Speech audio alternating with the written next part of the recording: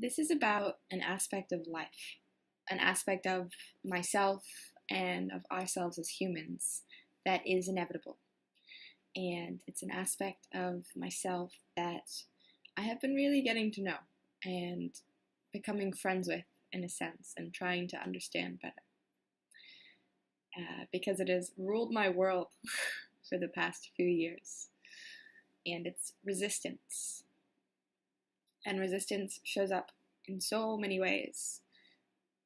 But it's not so much the picture of how it's showing up. It's that vibration underneath that's there no matter what the context is, no matter who you're with, no matter what you're doing, no matter what you're resisting.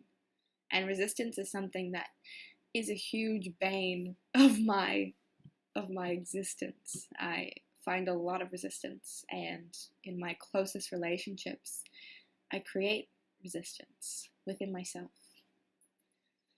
And I'm on a journey right now, a journey of embodiment and empowerment, and I'm doing this through Dancing Eros, which is a magical system that I'm going to be training in, and I am training in.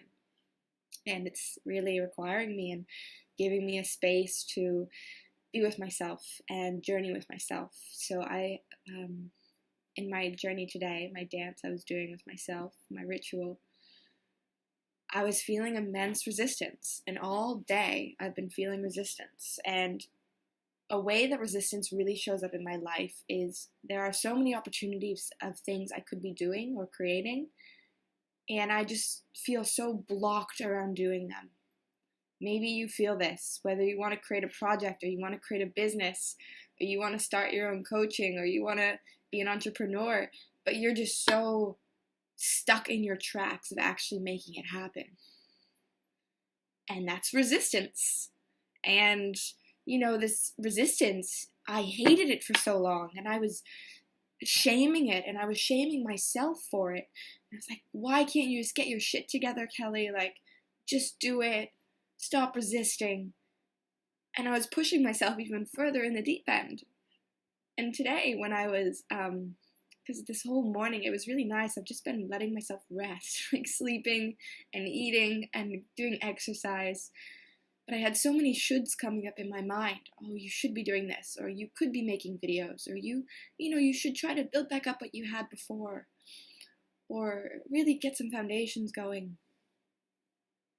And I took that into my, I guess I could call it it's like my daily practice, and it's a dance with myself, just being with myself. And I could just feel all of that resistance and the pressure. And I was feeling like I didn't even want to dance. I didn't even want to do my spiritual practice. And this voice came out of me.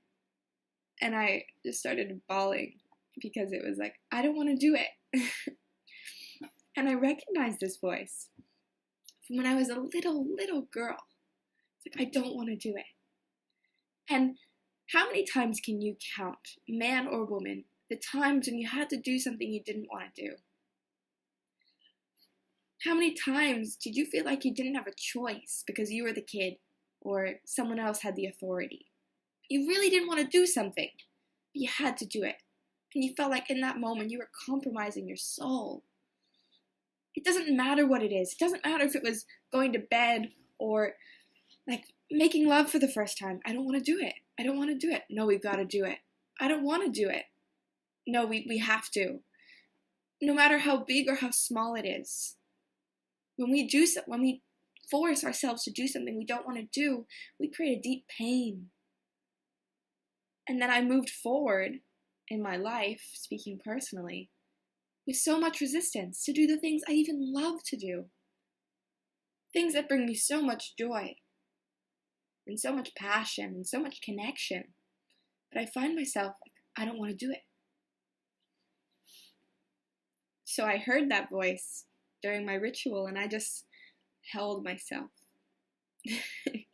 And I let myself cry, and I said, okay, you don't want to do it. That's all right.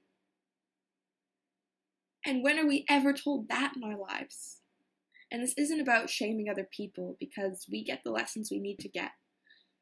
But it's about, oh, okay, I take care of me now. I'm an adult. If you don't want to do it, you don't have to do it. If someone tells you something, that you don't want to do, you don't have to do it.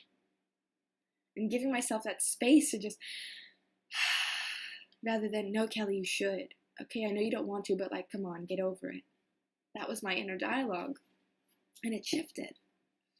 And instead I invited myself to, I said, okay, how about instead of doing this for anyone else's desire or will, how about you do this for you? And you do it however you want to do it. And I started moving and dancing and feeling myself, and it was really liberated, and I wanted to keep going.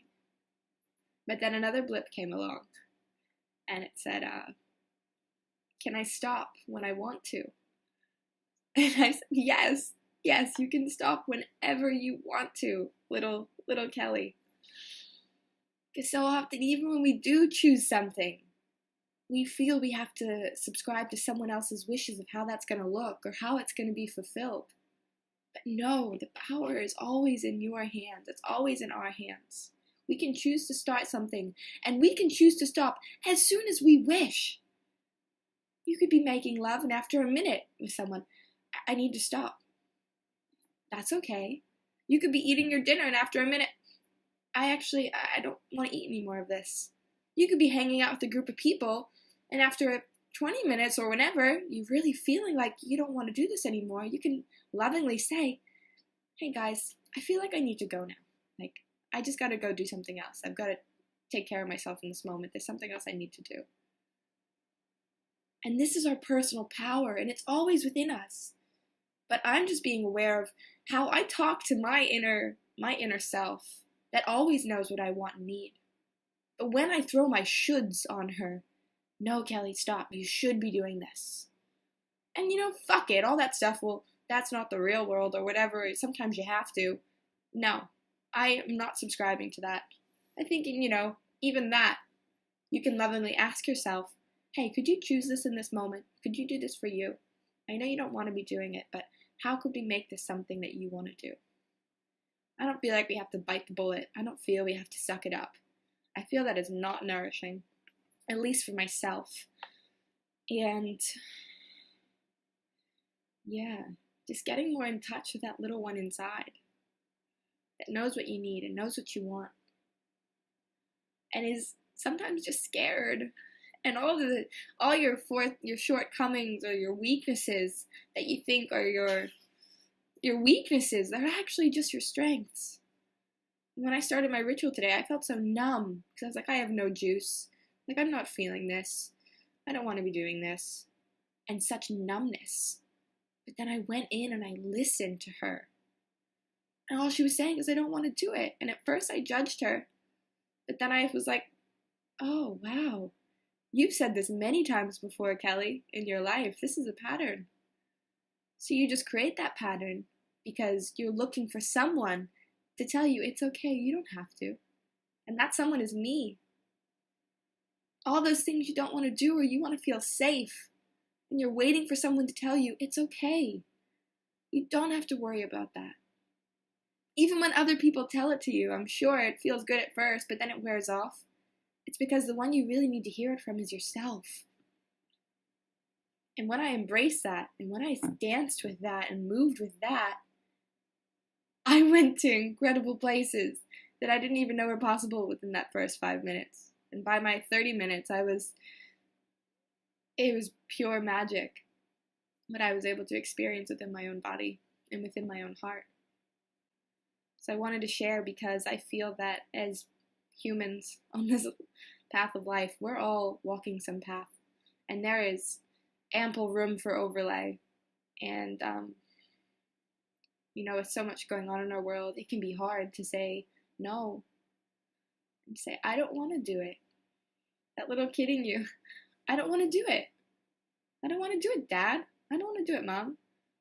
Say, I don't want to do it to your boyfriend or to your best friend. Because we hold our connections so closely, we're afraid they're going to fall apart.